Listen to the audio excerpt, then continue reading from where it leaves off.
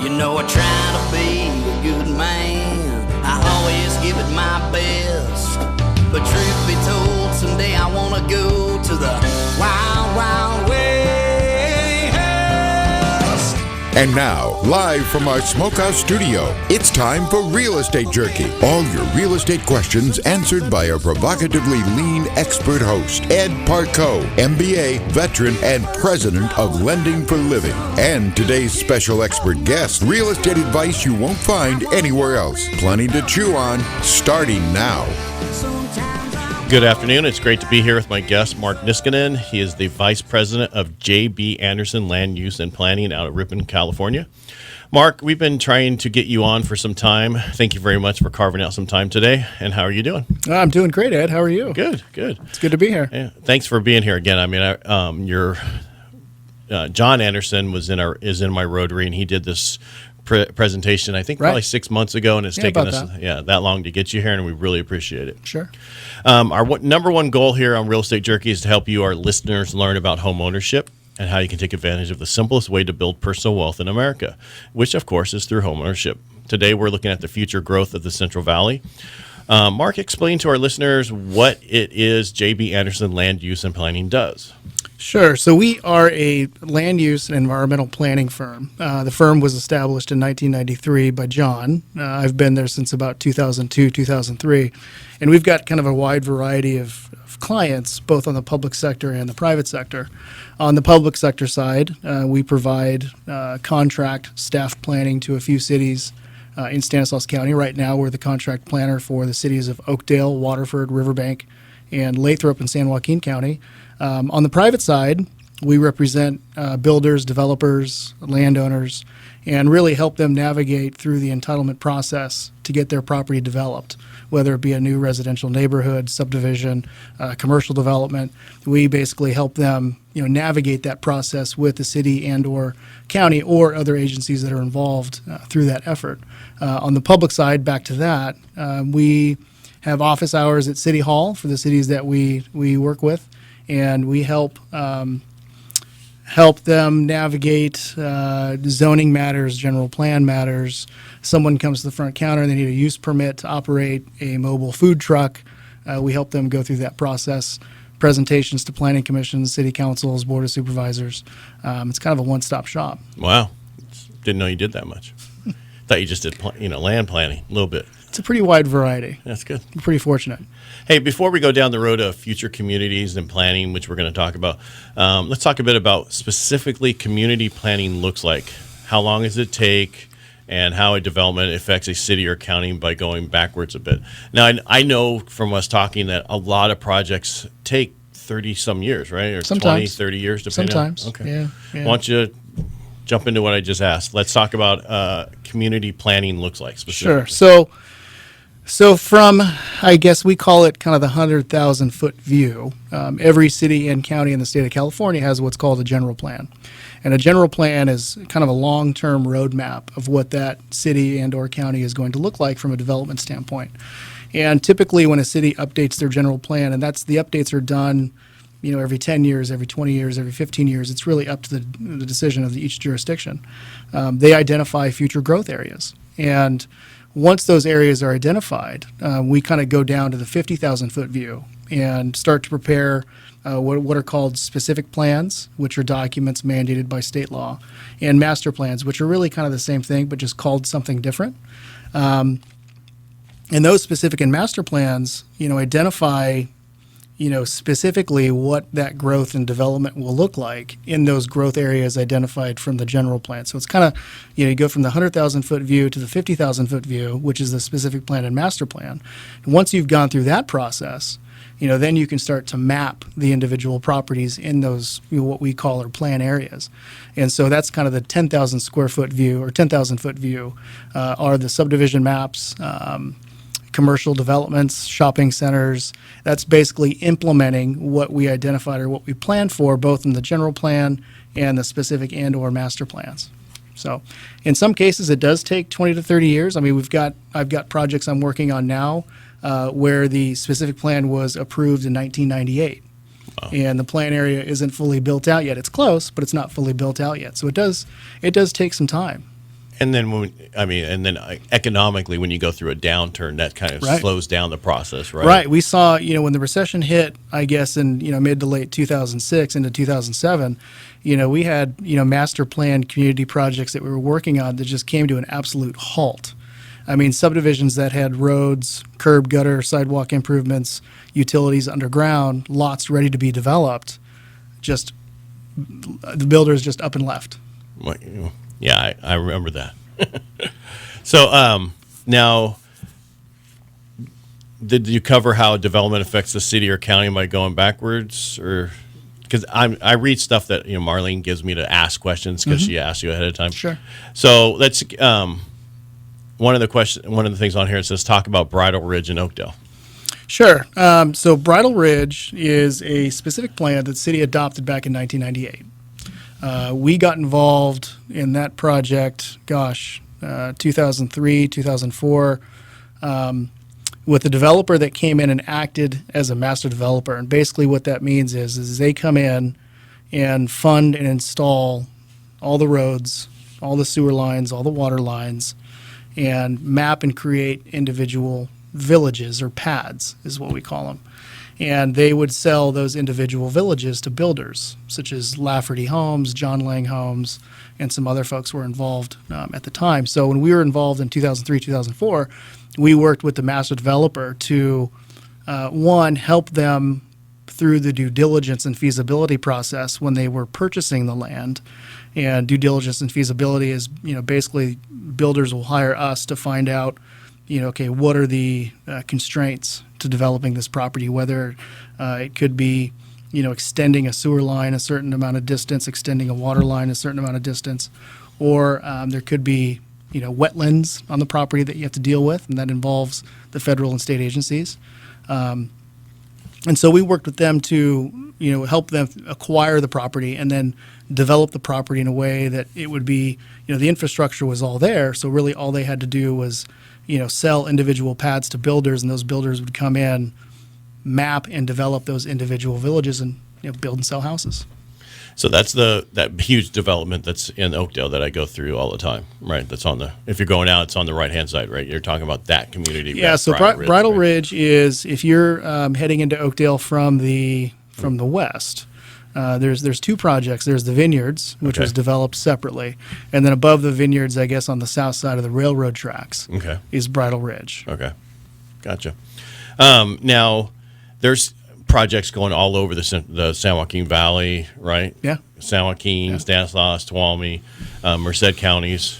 Everything's well planned out. Basically, what you were talking about before. There's the 50,000, 100. Every city pretty much has a master plan, right? Or a plan of how it's going to grow in certain areas. Every city and county has a general plan. General plan. Thank you. Yeah. As you can tell, I deal with this all the time. That's why we have you on. You're the expert. Try to be. Try to be. All right. And then even during recessions, do you guys do planning through that process, right? I know it slows down things that are being developed, but do they still plan for the future during that? Well, Has there been any? Well, I can tell you our experience in the recession that came in the mid-2000s. Before that time, our client base was predominantly private, so builders, developers, landowners. And then the recession came, and those builders, up and left. And that's where we kind of diverted our attention to the public sector. Okay. So we were able to get, in 2013, we were able to get a contract with the city of Waterford to allow us to, basically act as their planning department. And that really, what I think that really helped us out. It helped us get in the door in other agencies and in other cities as well. So. Okay. So we got about a minute left before we go to break. Is there anything you want to add on to that real quick, or do you want to pick it up when we come back? We can pick it up when we get back. All right. So we're going to go out to break. We'll be right back after this break. Listeners, if you have any questions or comment, please dial pound 250. Say the keyword real estate jerky. Again, that was pound 250. Say the key phrase real estate jerky. Leave us your questions or comment, and we'll get back to you. Talk to you when we get back. How was that singing?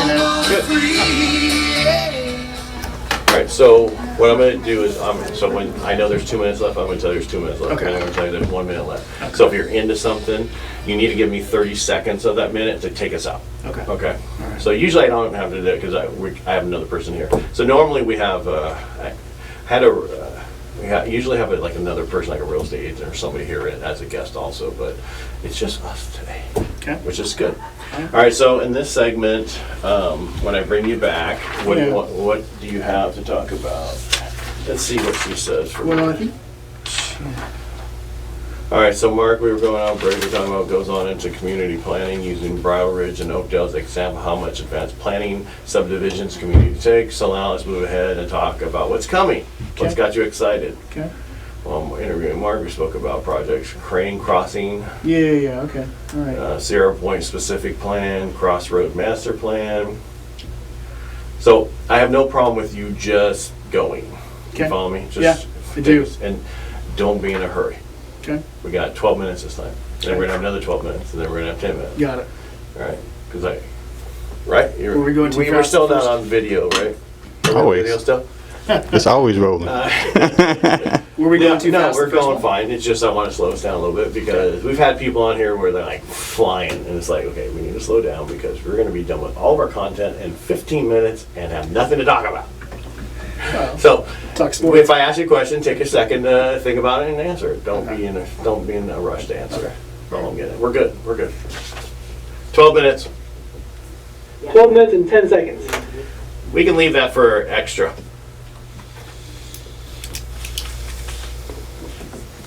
So 12 minutes.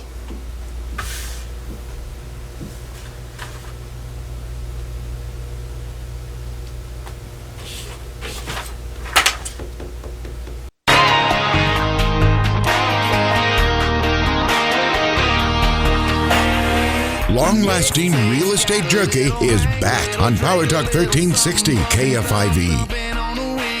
Well, good to be back here. I'm here with my guest, Mark Niskanen from JB Anderson Land Use Planning, and I'm your host, Ed Parcaut.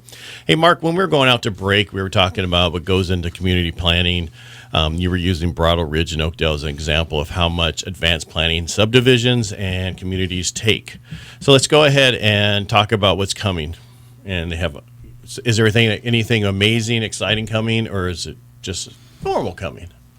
Or how do you take on it? I mean, Well, I mean, there's a project, River Islands in Lathrop. It's not necessarily coming up. I mean, there's homes being built there now, and in a pretty substantial number. And frankly, River Islands, the master plan itself and the way it's being developed, it's one of the nicest, if not the nicest, master planned area that we have in this area, Stanislaus and San Joaquin County. The River Islands master plan, it goes back, I believe, to the mid-'90s. It was planned as a recreational area, and it's funny, where it's located in Lathrop, if you're driving, you get a 120 to 205, you go past Del Oso Farms. Right. You see those homes behind Del Oso Farms, that's River Islands. And so the way to get there is if you're going to Del Oso Farms, you take that same exit by the fruit stand, take the side road back up, and then it's the main road into the area, the plant area, basically. And it's just beautiful. I mean, it's got lake fronts, river fronts. The size of it's pretty substantial. It's about 4,800 acres in size, and at full build out. And this is long term build out timeline. what's long term? 5 years, 10 years? 20 years. Okay. 20 years. They're looking at about 11,000 new residential units, Wow. both in single family, multifamily, townhomes, apartments, things like that. A new town center, retail shopping center, 11 miles of lakefront access, 18 miles of riverfront trail, Wow. 9 schools, sports fields. I mean, you name it, they have it. That's like And a whole new community being it built is. there. It's almost as if it's a brand new city being built from the ground up. Really, really cool stuff. And this is in Manteca. It's in Lathrop. Lathrop? Lathrop. Yeah. Sorry. And it's just gorgeous. We've had a chance. Our firm, not me personally, we work for the city of Lathrop, so we've had a chance, to work on that project. But if you just go and visit and drive around, I mean, your jaw will drop. Wow. It's that nice. And for those of you listening, if you go to our Facebook page, we'll have some of these communities we're talking about on there so you can see them. Keep going, Mark. I'm sorry. But again, it kind of goes back to how long the planning takes for some of this stuff. I mean, this is something that was considered in the early to mid 90s, and that was when it was made public. I mean, who knows how long It had been in the planning stages before that. And here we are, 2019, just seeing the first phase be developed. Now we're moving on to the second phase. Now, is it the process that takes so long? Is it have to do with regulations and government, or is it just timing because the economy wasn't there? Oh, it's a combination of all those factors, I would say. I mean, What's a normal process? Say you wanted to start something and you wanted to get it done right away, and how long does it take for governmental approval? well, if we were to start a specific and/or master plan today, we'd go through the process of writing that document, and then we also, California has the California Environmental Quality Act, and we have to review each project. And a project, as it's defined under the state law, is anything that has a direct or indirect physical impact on the environment. And so, in a lot of these cases, when you're doing a specific and/or master plan, we're also preparing what's called an environmental impact report, which is a document that has its own set of rules and guidelines that we have to follow. So from start to finish, drafting a specific plan, an EIR, you're probably in, if all goes well and the economy is great and the project proponents are continuing to fund the effort, you're probably into it 3 to 5 years. Okay. Just in the planning. And how does That's best case scenario. Right. That's what. Best case That's scenario. right on. Nothing's changed. Everything's perfect. You get it right in. I just have a question. Do you know what it takes in other states? I don't. Okay. I've heard some states are easier. I've heard some states are not as easy. But California, I mean, from what I know and have read, California is, I don't want to say restrictive. That doesn't sound too nice, but there are a lot more rules we have to follow. Protections, Yeah. maybe. Yeah. Protect people. Yeah. All right. So that you're talking about the river islands. What else is going on out there? Well, that's in Lathrop. We've got a couple new projects in Oakdale that are pretty exciting. We've got the Crane Crossing specific plan, which is a plan that was approved by the city in 2014, which is on the west side, the northwest side of town. So if you're heading out of Oakdale to go towards Riverbank, it's kind of a blank patch of land on the very west side of town, northwest side of town, north of West F Street. And that plan was adopted in 2014. It's been annexed into the city of Oakdale, and it looks like we'll be working on some subdivisions potentially in that plan area as well, coming up here pretty soon. And how many homes do you think is going to be? Crane Crossing, all told, it's about 1,000 new homes, along with parks, some commercial lands. It's about 260 acres in size. Wow. Yeah. And what was the other place you were talking about in Oakdale? There's another one on the east side of town, the southeast side of town. So if you're heading outside of Oakdale, past the golf course, on the south side of East F Street, there's a plan called the Sierra Point specific plan. That was also approved in 2014, similar to Crane Crossing. In fact, both plans were approved at the same time. And that one's about 300 acres. And let's see, it's got capacity for about 900 new houses. Wow. Of all varying types, sizes, along with, of course, some planned commercial development along that East F Street corridor. And it's been a while since we've seen new stuff in our area being developed, right? Because after the 2006, nothing really has been developed. Because I heard numbers like there's so many houses we have to create a year in order to keep up with population growth, right? Sure. Is that correct? That is correct. So do you know what those numbers are? I don't. Each city and county is assigned, I guess, what's called a regional housing need by the state of California, by the state. And the numbers basically say, in some cases we've seen numbers as low as 200 units for the next, 5 years, or they could be a couple thousand. It really depends on where you're at. And really each city and county, what they're obligated to do is not necessarily develop those numbers of homes, but plan for them, either through the general plan. General plan is a land use element, which assigns properties land use designations, is what we call them. Residential, commercial, industrial, kind of varies all over the place. But as long as we can show that we have capacity to accommodate those numbers of units, the state's okay with that. But what I was trying to get at is, I think we were talking before we started, even with what you're going to talk about today and how many homes we're not close to where we should be. Is that correct? What we should be building? Oh, for the I area? would agree. I think there's definitely a lack of supply. Yeah. I see in Oakdale, for an example, and I'll go back to referencing Oakdale because that's where I'm personally working the most. Right now we probably have, let's see, 60, 80, 100 units planned on, more than that, about 200 units left in terms of new housing development, which, you compare it to Brettle Ridge, which had a number of, almost 2,000. Wow. That's pretty small.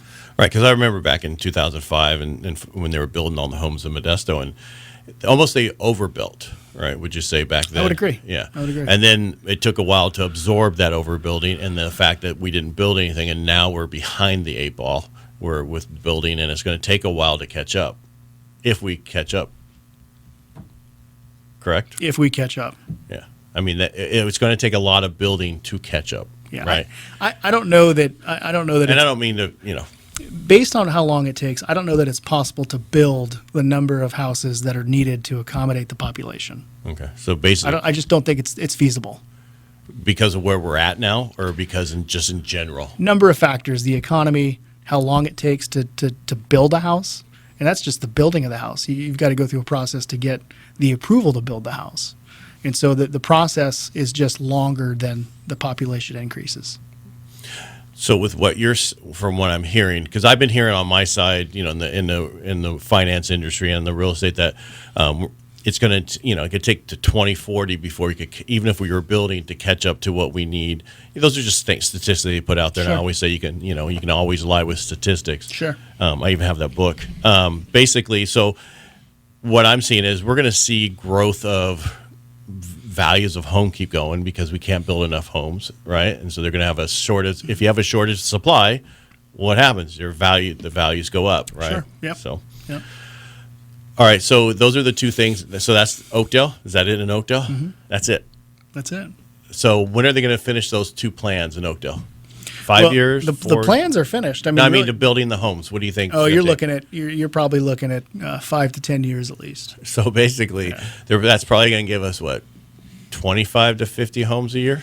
I mean, put it this way: the builders that we primarily work with are local, and they can build. If they build 80 to 100 houses a year, that's a Right. good year. Oh, really? Yeah.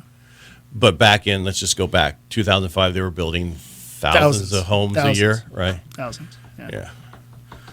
It's too bad. I mean, I just feel that we got 1 minute before we go to break. I just see that people are talking about selling their home and renting for a while and then buying because they're going to see a downturn. I just don't see that downturn coming just because of the lack of homes. Well, is it a downturn? Is it going back to a normal market? I mean, We're what is in a it? normal market. What really, what is it? I don't see a downturn on my end in terms of the long-term planning and development. Right. Wow. All right, let's go out to break, and when we get back, we'll pick this up. So we're going out to break, and as a veteran myself, I think it's important to support members of our military. We always honor veteran business owners during the show, and if you're a vet or if you know a vet that can use some free advertising, please message us their name and their number to #250. Say the hashtag. Again, that's #250. From your cell phone, use the key phrase real estate jerky, and we'll take it from there. And one of the vets I want to talk about is my son. He's leaving for the Army on Monday, so I want to throw that in. All right, we'll talk to you when we get back. Right there, we're privileged. Cool. All right, so you can tell me I'm wrong, all right, Mark? No problem. I know I can, but you weren't wrong. You're not wrong yet. Okay. Or if you need to clarify what I said, hey, well, it's really this. Okay. I'm good with that. Okay. I'm not going to take it personally. All right, so we got another 12 minutes.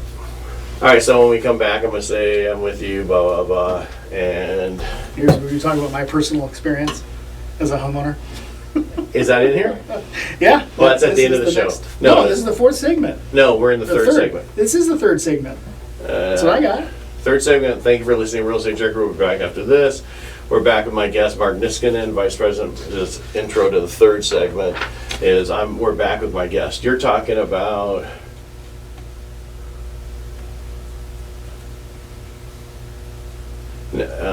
that's the fourth, I think. What do you have? Let me see. Top of the page. Yeah, that would be, that's intro to the fourth segment. You're missing a page. Oh, here it is. You're on this side. So that's the intro to the fourth segment. We're coming back in. Head out to show third segment. We're not there yet. So we're intro to third segment. I just talked about the military family. We're going in here. It says intro third segment right there. Oh, okay. Yeah, it's okay. That's what it happens when you print We're out. talking about the mortgage industry. Okay. Hey, are we? Yeah. It says, my guess, stay silent, investing in homes, not touch a bitch on what's happening out in the mortgage industry. Yeah, we don't have to do that. But let's go over, how many more of those do you have? Do you want to? There's one left in Riverbank. All right, so it's, I'm going to come back. We were talking about different communities. Let's go over you said you had something in Riverbank, and then we'll get into the mortgage side of it. Okay. Okay? Sure. Ready?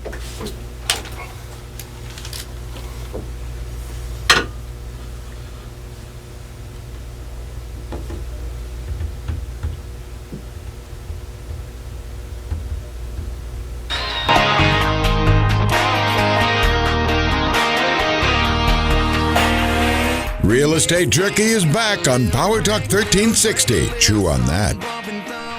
We're back, and I'm here with my guest, Mark Niskanen, Vice President of J.B. Anderson Use and Land Planning, right? Has I said that right? J.B. Anderson Land Use and Planning. Thank you. Land Use Planning. Well, it's on here wrong. It's not my fault. It's and in there. And we're talking about community planning through this part of the show and all the valley, what was going on. And before we went to break, we were talking about some other communities. We were talking about Oakdale. And then during the break, you were bringing up there's something planned in Riverbank. Is that what you said? Yeah, Riverbank, there is. So I think everybody, I assume your listeners know about the Crossroads Shopping Center right there at Oakdale and Clarabelle Road. One of the projects we've been working on the last few years is called the Crossroads West specific plan. Excuse me. Do you need some water? No, I'm good. Okay. Thank you. The Crossroads West specific plan is basically on the west side of Oakdale Road. It's about 380 acres. And it was approved by the city just a few months ago, I think back in March of this year. Is that where the tulips are? Yeah. Okay. Yeah, the Dutch Hollow farm right there. And really a great project. They've got, commercial and retail planned for that corner of Oakdale and Clarabelle, kind of a flip of what you see there now. And then also about 2,400 new residential units.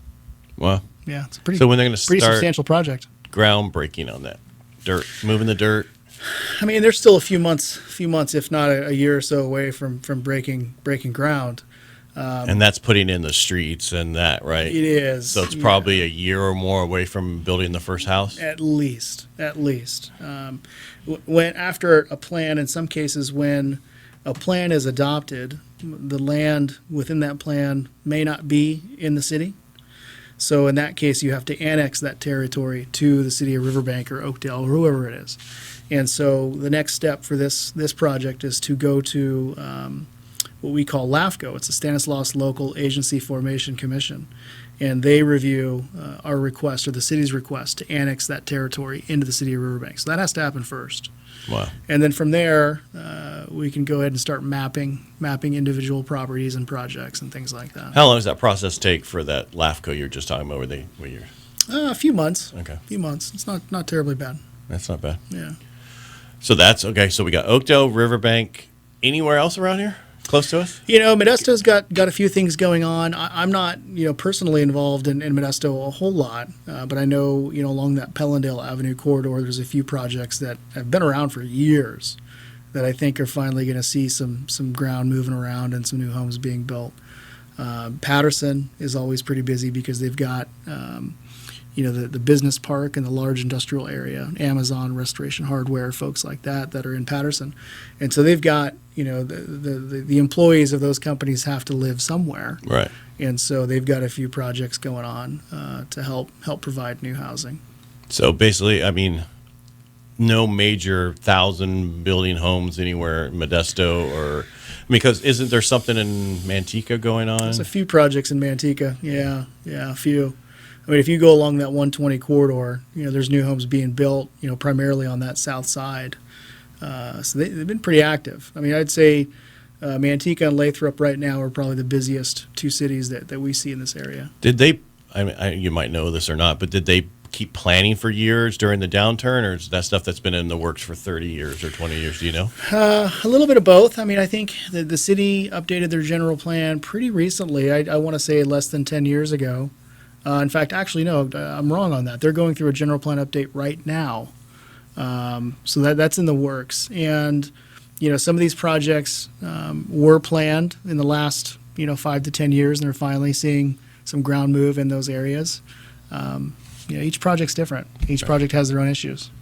Yeah, I mean, the more we're talking about this, the more I think about how homes or values are going to continue to go up just because we have not enough inventory for the people that want to live here. I mean, the Bay Area is getting more expensive. When that happens, people usually migrate this way and they get homes. That's been the case, yeah. I mean, that's been the case since when I was a little kid, and that was a long time ago. And I just don't see where they can find places to live right now. I mean, it just values just continue to go up. I saw a CoreLogic report that came out, and they were talking about values growing on each, they're looking at the United States, and they were talking about the coast, and basically West Coast was one of the ones they were talking about. And they're talking about the number 10 places in California that's going to go up 10%, and Modesto was number 4. Really? Yeah. And if you want to find that, you just Google CoreLogic and the properties. And that's for 2019 or 2020? That's 2000 right now. Right going now. Up this year. 10%. 10%. Wow. And I could see that because I talked about last week about I saw some numbers, and it was like there was 250 homes for sale in Modesto, and 238 of them were pending and sold right together, added together.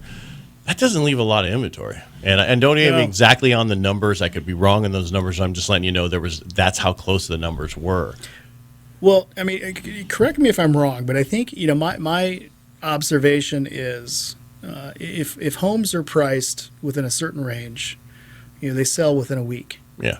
Anything above that sits for a while. That's correct. Right? Yeah, and I mean, I was listening to one of my gurus in the industry that I listen to all the time, and he was talking. He was actually on CNBC talking about it, and he said anything under 500,000 moves, anything over 500,000 sits for a little while.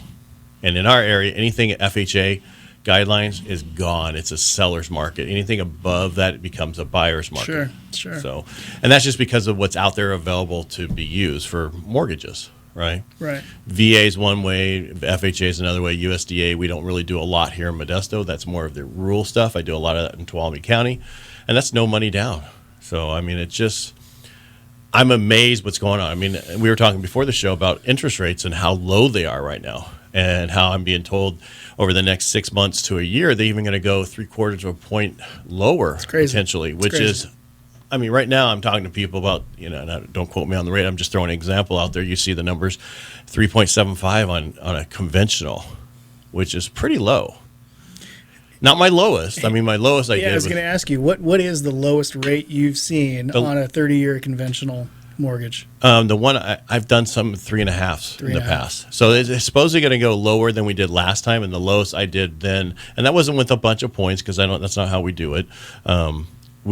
You're looking at, that was 3.5, and those are, I'm shocked when I go back through my pipeline because they're like, go back through, call people about refinance. I go through, I'm like, I can't help them yet. You know what I mean? They're so low when I got them the loan originally from the last time. Yeah. So in the last couple of years, 2 years ago, there's some 3.25, FHA, VAs and stuff like that. It's like, I can't help them right now. Which is just, to me, it's amazing because I talked to my parents about this, and when they bought their first house, rates were like at 13% or some wild number that was in the 80s. Yeah, we've just never seen. Right. For people my age. Right. And that hurt. Yeah. So when you have to throw that in there, people my age. Put it in perspective. What are you saying, Mark? Yeah. I'm not saying anything. So when you put it in perspective, it's just, to me, it's crazy. That's what I was explaining to people over the last few years is, we got so spoiled with rates so low. They were so low for so long, and they sat there. And now we're going back there again, which is unheard of. But when you look at the charts and you see what's going on and how the dips happen, I mean, it's the same thing with stocks and how when the stocks go up in value, they go up and then they come down a little bit, then they go up a little bit. Same thing with bonds. I mean, they go the way that they go on this trough and go down, and how we're looking at the numbers, where they're going to go lower than they went last time. And I was shocked when I saw those numbers. Yeah. So that, I mean, And a lot of people are going, well, should we refinance now or should we wait? Well, it's really hard to catch a falling knife, right? You never want to do that. Sure. It hurts. Sure. So what the people are saying in our industry, they're like, don't refinance with points right now. Go ahead and refinance, go down and don't pay a lot of points. Don't pay a lot of fees. So for me, a lot of clients I have, and I'm just putting it out there, and a lot of people I know in my industry do the same thing. They're not charging points, but a lot of people that you talk to on the phone or that send you stuff, they are trying to get you to go to the lowest, and they quote these ridiculous rates, and they're all with points, and they're all this. You don't want to do that right now because you want to take advantage of what's there right now, and then look at it again in 6 months from now and a year from now. Sure. That's when they said they're going to be the lowest. Is anywhere from 6 months to a year. Now, so that's on the refinance end. Correct. When you see rates drop like that, and you've got clients coming in that want to buy a house, what's the balance of your clients buying an existing house or a brand new house? Or is it when you buy a brand new house, you're working with that builder and their real estate folks and all that stuff? Yes and no on the builder side, because some of the builders, they don't care as long Sure. as they know that the place is being taken care Sure. of and they're doing it. But I mean, you're figuring, you just said there's only a few hundred homes out there being built. Just in Oakdale. Right. Well, I'm talking, that's Oakdale, but I'm talking even locally, Stockton and other people I deal with all over the place. Yeah. And I'd have to say, for every 20 people I'm doing, maybe one new home. Really? Yeah. Where back in 2004, and Yeah. it was 50% of the people were buying new homes. And they weren't just buying one new home. They sometimes were buying 3 new homes in that complex and then taking it and turning it and flipping them. That was how So they flipped. it makes me wonder, excuse me, with some of these projects that are being planned now and should be, in a perfect world, ready for development and the development of new houses, let's say 2020, 2021, what that ratio is going to look like. Is it going to be 1 out of 20 or is it going to be 5 out of 20?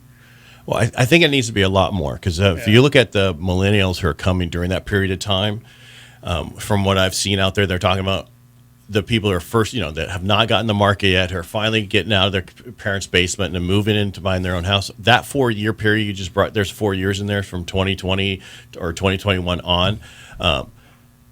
They talk about it's going to be a gold mine in the real estate industry for if you have a house and you're selling it because of how many people are coming into the market at that point. There's millions of them coming in the market that we don't have the houses for. So Right. with that just means it's more expensive, supply and demand. More demand, Sure. less supply, Sure. very expensive. More supply, no demand. We saw that Sure. in 2006, Sure. 7, and 8. So, hey, let's go to a break, and when we get back, we'll pick it up from there. Okay. And I want to thank you guys listening to Real Estate Jerky. We'll be right back after this break. Remember, you can listen to any of our shows on podcasts at Heart Media. You can also do it on Google Play. You can iTunes. And again, we'll talk to you when we get back. I think that was perfect, man. That was good.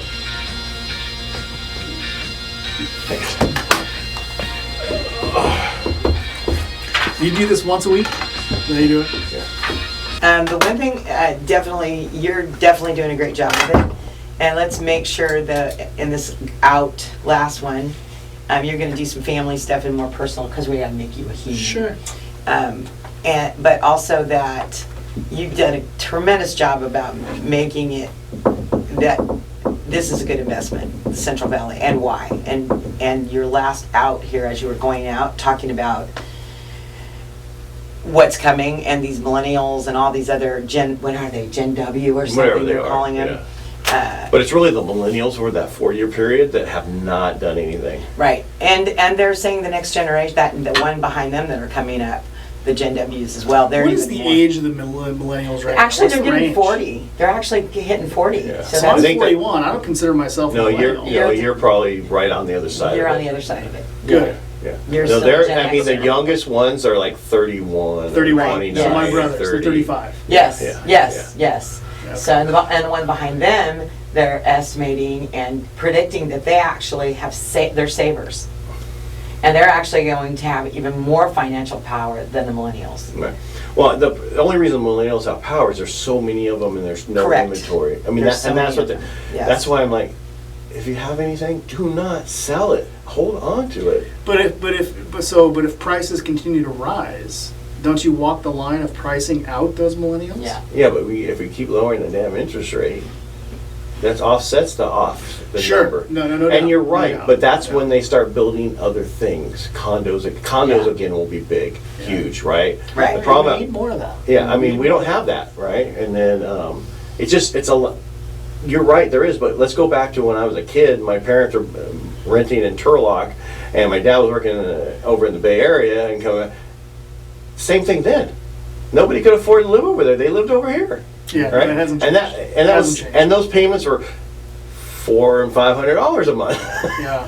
and they could barely afford. So in the case, it's funny, River Islands, if you listen to KNBR 680, you know, the Giant station and all that stuff, they advertise on KNBR pretty heavily. Yeah. Well, because they And want them to come over. Those are their buyers. Right. Right. Well, I'm going to be on a podcast over there out of Brentwood. Are you? The lady found us on iTunes and wants me to be on her thing. Same thing. They want people to come this way. I have another agent over there that sends all her people this way, and she was one of the ones that were buying in the new area in Stockton, or one of her clients. But there's not, because they want a new home. A lot of people want new homes. Why? Because they want a home no one ever lived in. Why? Yeah. It's, Yeah, in an unestablished I neighborhood. don't know. Why? Yeah. You want no trees? My experience is different. I want 70-year-old trees. I want neighbors that are there and they're established. Right, exactly. Yeah, I don't want. Yeah. So just make sure, just drive that home again.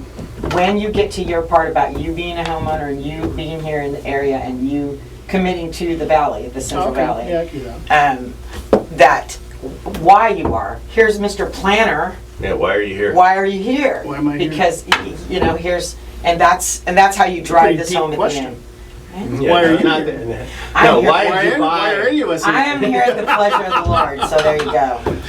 Mine is easy. It's easy. I made it simple. But yeah, that's what I want you guys to drive that home in that direction, because that just solidifies it all. Who's next week? Tom? Okay, well, you just had on here. Oh, I'm so sorry. Depends. Nelson? No. Divorce? Maybe. Yeah, sorry. It's No, Tom we're Bryant. good. You're good. It's signs of recession and what you can do about it. But his son was on too, wasn't he, Matt? Matt, Yeah, he he's did coming. 401k and back in January-ish. Let's talk about, because that was all about people pulling out of there, and he's coming back on to talk Yes. about that and other stuff. But I wanted his dad on because his dad's You know, really. I was talking to a buddy. Speaking of that, a buddy of mine does that. He invests in basically a real estate investment trust, Right. and he used his IRA money Yeah. to do that. You can do that now. Yeah. You can actually set up 401 certain types of 401ks. I forget the profit sharing, to where you can buy real estate in it instead of REITs. And then I was talking to my neighbor, who is a huge commercial guy, and he's selling his commercial property and putting money into things like that because he can depreciate it so much. He makes way more money by doing that. And then I told him about, hey, Modesto's going up 10%. And he's like, I go, yeah, could you use an extra $300,000 on that Right. $3 million property? Right. So yeah, how much you can depreciate it and when you should do it. And so we had a 1031 exchange show you should listen to. Yeah. You should definitely listen Because to that. I told somebody Super else today, sorry, we'll get going in a second. Told somebody else today about how you can sell rental property, go buy a second home with it, a cabin or something. You have to, you have to rent it out 19 days each year, and you can't be in there more than 19 days each year. And then after 2 years, it is now just a second home without any capital gains. So That's way too easy.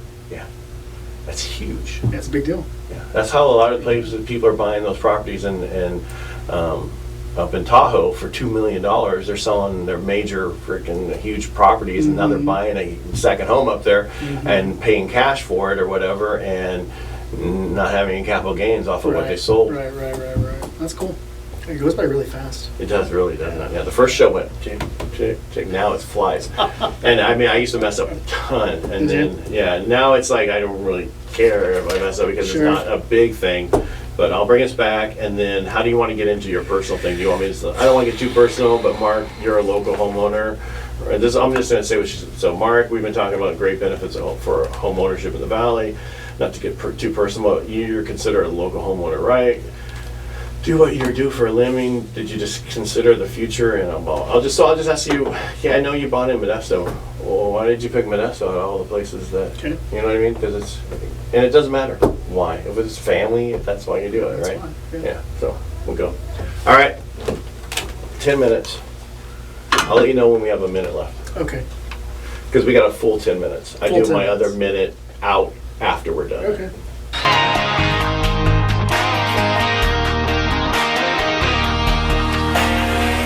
Get your serving size of real estate jerky on Power Talk 1360 KFIV.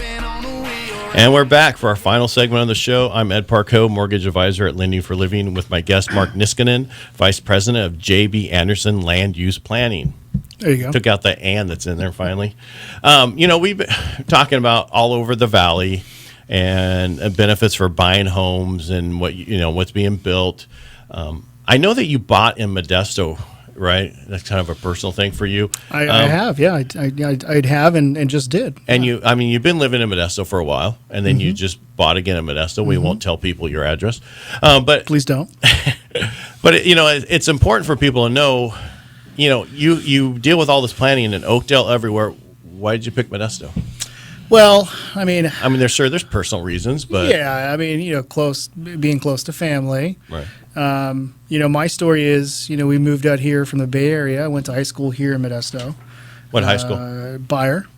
What year? Graduated in 1995. Okay, keep going. Sorry. And then after that, spent a couple years at Modesto Junior College and transferred to San Diego State, where I ended up getting my degree. And at the time, I graduated in 2001, so that was the end of the tech bubble. Right. And, I spent a good amount of time applying for jobs in San Diego. And, didn't have any experience at that time, so it was pretty tough. And made a decision to move back up here and landed a job in Fresno. And from there, I was there for a year and joined John's firm after that. And that's kind of all she wrote in terms of me being back here in Modesto. The biggest thing for me is I'm married, have a family, and being close to family is pretty important.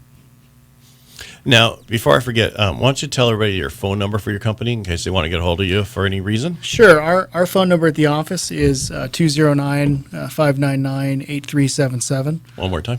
209-599-8377. All right. Because besides, and we'll get into more a little bit more, but besides the big people you're dealing with land planning, is there any normal people that you do? Say I have 2 acres and I want to develop it into. Oh yeah, all the time, especially in our experience on the public sector. We do work on a lot of, they call them parcel splits. So you'd basically take, let's say, a 2-acre piece of property and divide it into 2 parcels, each being 1 acre. So, someone wants to build a house on each parcel, maybe live in one and sell the other, or sell both. It really depends. So, we work on everything from, someone that wants to do something like that to, kind of as we talked about, these multi, year-long planning efforts and projects. Well, because I know a gentleman owns a property, and I'll just throw it out in Turlock, and he's thinking about developing it into multifamily. Mm-hmm. So he could contact you, and you would help him with that process, or is that he could. Because you would know all the ways to do certain things that he would need to do that he wouldn't know. Yeah, right. Our basic service is we help people navigate that process. Right. So if I had 35 acres up in Tuolumne County and I wanted to split it into 5-acre parcels, that's something you could do. Yes. Is that involved? Have you ever done anything up in Tuolumne County? It's been a while, but we have. It's been some time. We did some stuff around Don Pedro Reservoir years ago. Project that never materialized, but we have worked up there. Okay. Is that ever going to come back? I don't know. Okay, well, it's hard to say. It's hard to say. All right, I'm inclined to say no. Okay, but you never know. Yeah. So we've been going through a lot of stuff today. We're talking about things that are being built. Is there anything else? Even commercial that you want to bring up? That's maybe anything local. Don't see a whole lot of real substantial commercial development. Crossroads West is an example of what's good in that sector. But most of it. Anyone that drives the 120-205 corridor. You've got million square foot warehouses being developed and companies coming in to set up a distribution center or something like that. You see a lot of that. But commercial stuff, Modesto has the new Save Mart shopping center on Oakdale and Sylvan. That's a positive thing. That property was vacant back when I was in high school, so it's nice to finally see something being done there. That's about it. You know anything that's going on with that old Longs on McHenry? I don't. You know what I'm talking about? I do. Very much I drive so. by that all the time. It's so do I. Yeah. So do I. Yeah. I live in the college area. I like the older trees. I like the older stuff. So, Yep. What about, okay, so I know off of by Dell Road, there's, Kaiser, and then across the street, they're developing a whole bunch of stuff over there, right? They are. Do you know New, anything about new that? hotels. There's a new apartment complex or multifamily development that should be going in here pretty soon. In fact, I think there might be actually 2 of them. We worked on one of them for JKB Living, but that's a positive. I mean, Multifamily, you said like apartment complex? right. Okay, just want to make sure, I'm not on the lingo, so. Multifamily, apartment complex, okay, gotcha. So there's a couple of those going in over there in Yeah. that same area. Anything else? back in the day, I heard movie theaters, all this other stuff. Yeah, Do you know I anything? think that's not happening. Okay. I think that's dead. But I think there's Starbucks, there's some other food place going Yeah, in I mean, over there. you're kind of standard, Yeah. Retail, strip mall type development. Okay. Anything that you're going to... All right, so we went over everything that you know about that's going on. So we talked a little bit about rates, and we talked about what I see in the market and how I see that we're going to continue to go up in value. I know, from what I see out there and when I hear it, when I'm talking about rates are going to go to the lowest, one of the reasons that we see this is because when unemployment goes the lowest as possible and it starts ticking back up, that's usually a sign we're going in recession, right? And it hasn't happened yet, but we're getting there. And we're actually going to have a show next week with Tom Bryant I'm having some people in about the recession and signs of recession, what to do to protect yourself, if we do go into recession. Because sometimes when you go into recession, your stocks drop 40% or 20% and how to protect yourself, that kind of things. A lot of people worry about houses going to go down in value during that period of time. We don't see that. There's only been 2 recessions. I've talked about this before where home values went down. That was a 91, 92 recession. And then we had the Great Recession. But what happened is the real estate took us into a recession. Are you following me here? We wouldn't have went into a recession if it wouldn't have been with the real estate happened and what we did during that period of time. Right. So basically what I see, even though I talk about we're going to go into a recession, they're saying values are going to continue to rise. Interest rates, and one of the reasons is interest rates are going to be extremely low. And it's more affordable for people to buy, right? And doesn't that go back to kind of the supply side of that equation? Also, yes. In 04, 05, there was thousands and thousands of available lots to be developed. That were approved and ready to go. And when the recession hit, there was just a substantial amount of empty lots. Oh, also empty homes, Empty right? homes, Because yeah, people yeah. walked away from the homes and going, I can't afford this anymore. I don't want to be here, and walked away. So not only did we have lots, we had a lot of homes that were vacant and just sat there and were taken back by the banks. And then nobody wanted them. And then people were buying them on the courthouse steps and buying them here and then turn around and renting them to people. Now, on the positive side of that, really what I saw and experienced myself was it really opened the door for people that couldn't normally afford to buy a house to now afford to buy a house because prices had dropped so dramatically. So from that standpoint, I look at that as a positive. Yes, but I also see that we're never going to see those prices again. No. And that's why a lot of people I have a neighbor who was like, we sold our really expensive home, and because I thought, everybody was telling me we're going to, sell now, go ahead and sell because the value is going to drop. We don't see that. If you don't have inventory, you're not going to drop. Just not going to happen. Sure. I look at inventory right now, we're at like 1.8, right? 1 month. But values will drop at some point. That's just the kind of historical activity. You don't think so? They just steadily and I rise could be wrong, and but rise? well, yeah. Back in 2005, where it was like, it doesn't matter. You just get it. It's going to go up in value. You'll make $100,000. I don't see that. I see a consistent 3%, maybe 4%. Sure. Which 3%, 4% on a regular basis builds a lot of equity and builds a lot of value. It does, yeah. Yeah. So we have about a minute left. Is there anything you want to relook at and talk about? Because I can talk forever. I can get on my soapbox. Modesto's a great place to live for anyone looking to buy a house. Yeah. It's a great place to be. You look at, I always look at downtown. Downtown is night and day, completely different from what it was when I was in high school and at junior college and even in college. Really? Lots of stuff to do, lots of activities. And, I always say, I can leave my house and within 10 minutes be in the middle of nowhere. I'll go for a bike ride and ride some of the irrigation canals and stuff like that. It's great. You still doing that racing on the bikes? I don't race so much anymore. Too busy.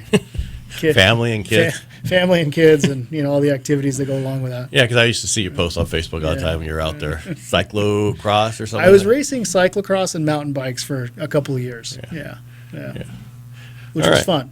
It was fun. We got about 6 seconds, so I really want to thank you for being on today. It's been a pleasure, Ed. I appreciate it. Thank you.